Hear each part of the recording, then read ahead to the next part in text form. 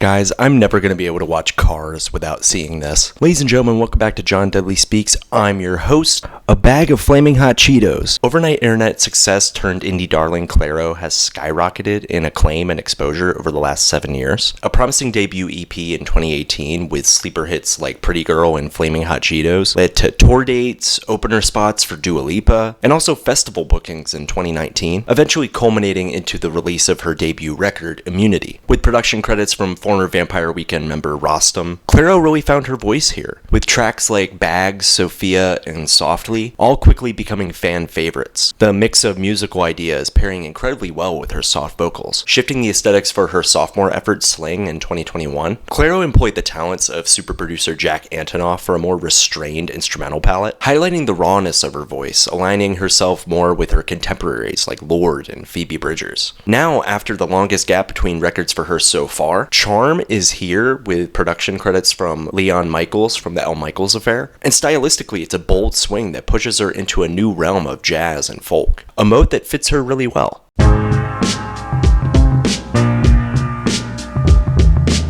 Though maybe not the most ear-grabbing suite of instrumentals in her catalog, Charm contains Clairo's most unified musical ideas and motifs, but not unlike its predecessor, Clairo's latest does a brilliant job with tone and atmosphere, plopping us into a Baroque-driven world of sounds that's as inescapable as it is compelling. Nomad is not only a uniquely moody opener, but it's one of the best compositions here. Subdued into the right moment until the plucky guitars and the stark keys ascend in the chorus. Personally, I adore the upright bass and the texture that it adds to the verses, lending a touch of the obscure to this Carole King-esque song structure. Conversely, Add Up My Love leverages Leon Michels' expertise with sublime flutes, reverberating piano strokes, and orchestral flourishes that are mixed in with Clairo's voice to perfection. The slide guitar and the mellotron on Sexy to Someone in particular are astonishing. The saxophone and synth-infused Juna is intoxicating in the best way, and the chord progression and the tension building of the closer Pier 4 is an excellent way to end the record. The staccato keys and the orchestral passages on Slow Dance and Second Nature didn't really grab my ear too much, but that electric piano on the former is hard to complain about when it sounds so damn good. Thank You is another huge musical highlight, with the mellotron coming back yet again,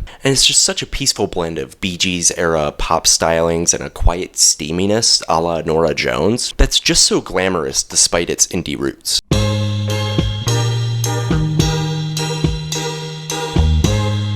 The wanting of connection is so innately human, and the stress of feeling disappointment if that connection does not work out is also innately human, and I feel like Clairo does an astounding job at bridging the gap of those themes on this record. And an excellent way to hit home on these themes of heartbreak, isolation, and loneliness is found in Sexy to Someone, which is such an interesting take on the short-term power of attraction, and a subtle desperation to be more than invisible. Thank You, however, could take the bitter post-breakup route, but instead ruminates on the important lessons of knowing who you are after you are vulnerable and real with someone. Most of the arrangements from a songwriting POV are truly breathtaking and consistently appealing as well, and even if songs like Echo and Terrapin feel like they are lacking a central structure that elevate them above being just general sketches, the lyricism is still strongly intact, with Clairo attacking ideas of clarity and reassurance in the face of turmoil quite confidently. Glory of the Snow and Pier 4 and the album on a strong note lyrically, as Clairo tempers the bleak lyrics of the former with a brilliantly introspective view on resilience and using someone's past to save their future, not haunt it.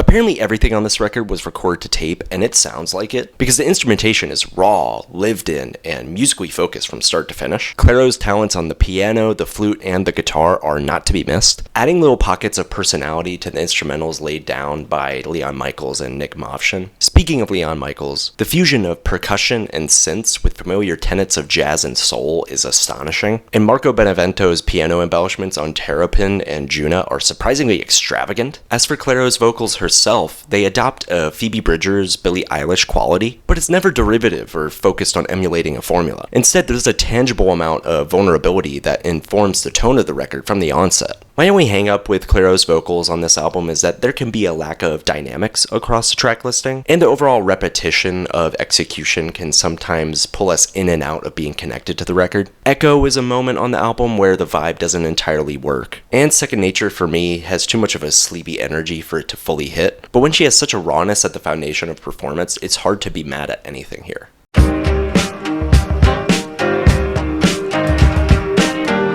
At 11 tracks at 38 minutes, this album blows by without a fuss. And there's a big drought when it comes to misfires and lackluster moments across this thing, but at times I feel like the flow of the track listing and the pacing can lag. However, I can definitely see something like Second Nature or Slow Dance growing on me over time, so it's not like I'll always view it this way. It just didn't connect as a cohesive vision 100% of the time. That being said, the emotional core of this record keeps you invested from track 1 with Nomad, and by the time we reach Pier 4, I do believe Clairo's message gets across poignantly, without having to string together hit after hit or emotional beat after emotional beat in order to do so.